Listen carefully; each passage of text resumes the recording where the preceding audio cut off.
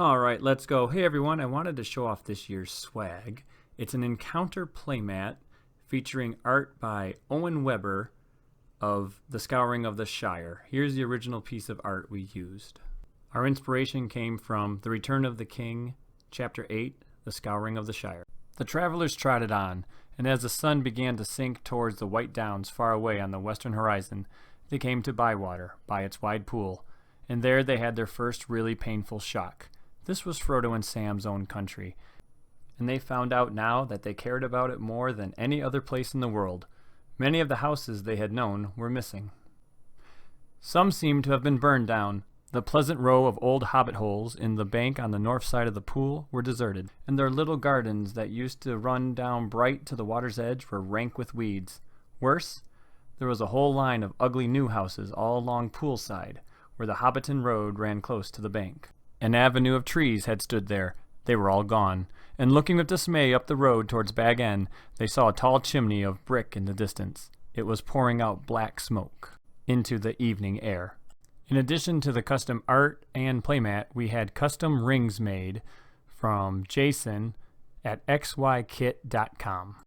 There's an evil ring with the points representing the threat, a dwarven ring, a ring of bower here for men, and an elvish ring made of intertwining leaves. These rings are absolutely beautiful, and they're made with birch and they're quite thick, so there's very little chance of them breaking. Jason did an absolutely amazing job with these, and we could not be happier with how they turned out. Okay, so now I'm going to show how you use the swag. So this is for a solo game the way I have it set up, and you put your player cards and any enemies that would engage you on your playmat, and then above it you can place the encounter playmat, and there you can put your staging area, any of the other cards used for the quest, the deck, the discard pile, the enemies, and it just keeps all the stuff not engaged with you out of your play area in its own separate playmat, helping you keep everything organized. And then the number line runs along the bottom, making it very easy to use the trackers.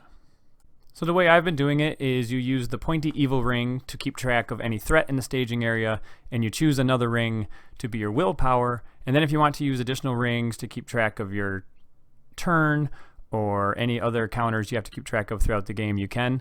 But typically you're going to have one for threat and one for willpower. So here there's 9 threat already in the staging area, and you committed 14 willpower, and then you reveal 3 threat, so you move it up to 12. The difference would be 2.